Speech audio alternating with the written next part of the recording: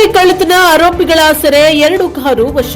ಮೂಡಿಗೆರೆ ತಾಲೂಕಿನ ಗೋಣಿಬೀಡು ಸಮೀಪ ರಂಗಸ್ವಾಮಿಯವರ ತೋಟದಲ್ಲಿ ಕಾಫಿ ಕಳವು ಮಾಡಿದ್ದ 6 ಮಂದಿ ಆರೋಪಿಗಳನ್ನ ಗೋಣಿಬೀಡು ಪೊಲೀಸರು ಬಂಧಿಸಿ ಸುಮಾರು 3.50 ಲಕ್ಷ ರೂಪಾಯಿ ಮೌಲ್ಯದ ಕಾಫಿ ಬೀಜ ಹಾಗೂ ಕೃತ್ಯಕ್ಕೆ ಉಪಯೋಗಿಸಿದ್ದ 2 ಕಾರುಗಳನ್ನು ವಶಪಡಿಸಿಕೊಂಡಿದ್ದಾರೆ.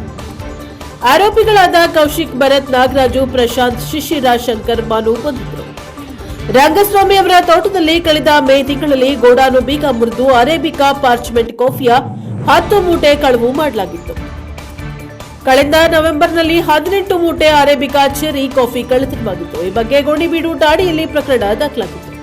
ಕಳವು ಮಾಡಿದ್ದ ತಲಾ 50 ಕೆಜಿಯ 10 ಚೀಲ ಅರೇಬಿಕಾ ಪಾರ್ಚ್ಮೆಂಟ್ ಕಾಫಿ ಮತ್ತು 50 ಕೆಜಿಯ 5 ಚೀಲ ಅರೇಬಿಕಾ ಚೆರಿ ಕಾಫಿ ಹಾಗೂ ಕಳವಿಗೆ ಉಪಯೋಗಿಸಿದ್ದ 2 ಕಾರುಗಳನ್ನು ವಶಪಡಿಸಿಕೊಂಡಿದ್ದಾರೆ. ಕಾರ್ಯಾಚರಣೆಯಲ್ಲಿ ಡಿವೈಎಸ್ಪಿ ಕೆಆರ್ ನಾಗರಾಜ್ ಅವರ ನೇತೃತ್ವದ ತಂಡದಲ್ಲಿ CPI Rajashekar, Gonibeedu PSI HK Harshavardhana, Hema ಸಿಬ್ಬಂದಿ, ರಂಗೇಗೌಡ, ಸುನಿಲ್ ನಾಯ್ಕ, ಬಿಎಸ್ ಸಚಿನ್, ಎಂಸಿ ಮಂಜುನಾಥ್ ಪಾಲ್ಗೊಂಡಿದ್ದರು.